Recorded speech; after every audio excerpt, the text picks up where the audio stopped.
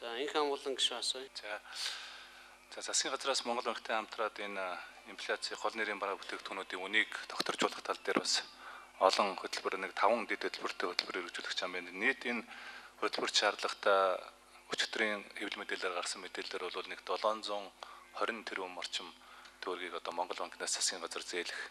Тэгээд цаашаага арилжааны банкудад одоо дамжуулан зээлт хийх ийм шийдвэр гарч байгаа юм байна гэж ойлгож байгаа. Тэгэхээр энэ зээл бол бас Монгол улсын засгийн газрын өр болно. За ингээд дахиад цаашаага хувийн хвшил тодорхой хэмжээнд одоо 5 дэд хөтөлбөрт ингээд дамжуулан зээлт хийхээр энэ дээр ер нь эрсдэл гаргавал одоо бас эргээд банк санхүүгийнхаа салбарт бол бас нэлээд томхон эрсдлүүд үүсэх юм бас болгоомжтой байна. Энийг ер нь тооцож үзсэн үү гэж нэгдүгээрт. Хоёрдугаарт ер нь Монгол банк засгийн газартайгаа хамтарч хөтөлбөрүүд хэрэгжүүлж байна. Цаашдаа ер нь энэ одоо Монгол банк маань яг засгийн газартайгаа хамтаа ажиллахын хэлбэрүүд нь ер нь ямар байх юм бэ? Одоо ингээд уг нь бол энэ Монгол банк чинь нэлээд бие даасан бодлого, мөнгөний хувьд бол нэлээд бие даасан бодлого явуулах хэрэгтэй байгууллага байгаад байдаг. Тэгээд засгийн газар дээр дуудаж очиод засгийн газрынхаа энэ хөтөлбөрүүдийг хэрэгжүүлэх юм хэрэгжүүлэгч агентлаг маягтай явуулах юм уу? Энэ дээр одоо ер нь зааг ялгаад Монгол банкны хийх ажлууд хэрэгжүүлэх хөтөлбөрүүд гэж бий. Засгийн газрын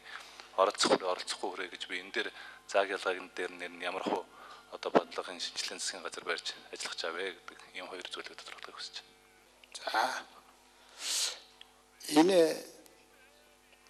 Монгол банк ч гэсэн мөнгөний бодлогоо улсын хурлаар баталгуулсан байгаа. Тэгээ Монгол банкны мөнгөний бодлого нь бол энэ ерөнхийлөгчийн солигдохоор бас солигддог юм байна. Бас зөв юм байна гэж би зүгээр ойлгоод байна. Өмнөх ерөнхийлөгч нар нэг тийм юмнаас айсан нэг маягийн өгтөөд хариуцлага хүлээлгэхгүй шиг байж байгаа явъя гэсэн байдалтай харагдаад идэг байсан. Одоо бол энэ Монгол банкны ерөнхийлөгч бол засгийн бодлоготой бол аль альнийх нь хоёр талын бодлого нийцэж чинь гэж харж байгаа. Ерөөсөө юмныхын өнөө өсөлтийг барихгүй болохгүй. Би тэгээд цол жаргал ерөнхийлөгчтэй бас гайхаад яриад та яагаад тэгж бодоод байгаа гэхээр наад юмны чи өнөө өсөлтийг барихгүй болохоор Монгол банк Монгол улс бол энээс илүү алдагдал хүлээж байгаа байхгүй. Зорилго чиглэлтэй тэр мах сүү, тээвэр, барилга гэдэг тодорхой компаниуд хөнгөлөлттэй зээл өгчих юм бол юмны өнөө өсөлт харьцангуй баригдчих. Тэгэхгүй бол юмны өнөө өсөлтөд Монгол банкнаас гардаг мөнгө чинь бүр тэрнээр тогтохгүй мөнгө гарчаад байгаа юм. Ингээд улсаа бодох юм бол харин Монгол банкны явуулж байгаа бодлого засгийн бодлого хоёр энүүдээ их нийцэж байна. Тийм учраас ингэж хийж байгаа. Эрсдэл бий гэвэл би харьцангуй бага гэж бодож байна. Яагаад тэгэхээр барууны warehouse financing гэдэг системийг авч байгаа. Warehouse financing гэдэг системийг. Одоо бид нар жишээлх юм бол гурлийн баахан үр тариа байхад тэр чинь ерөөс хөдөлгөөнд ордгоо. Хэвтчил байд. Гэтэл үр тариагаараа барьцаалдаад зээл аваад эдийн засгийн хөдөлгөөнд оруулж болдог. Сайн механизм. Мах зойронд байж хахад зойронд байгаа махаараа барьцаалдаад тэр чинь хөрөнгө шүү дээ. Тэр ийм схемүүд хөдөлж байгаа учраас хамаагүй мөнгө гараад байгаа юм биш. Цаана дандаа ийм юмтай.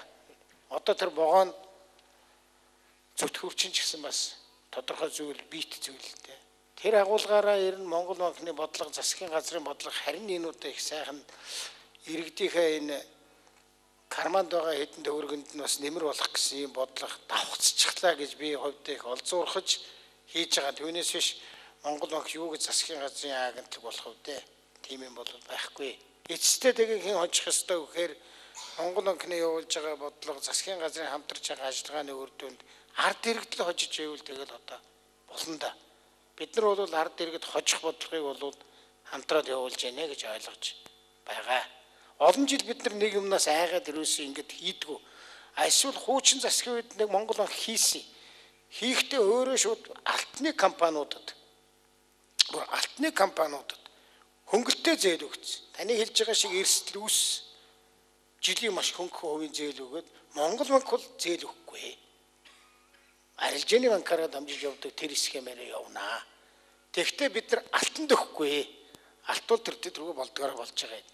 Бид мах, гурил, тээвэр, бензин, барилга байшин. Барилга байшин гэдэг нь цаашдаа байшингийн үнийг барилгын үнийг их өндөр өсөхгүй байх. Зорилгоор ийм зорилттойгоор л өгч байгаагаараа ялгаатай байна л гэж.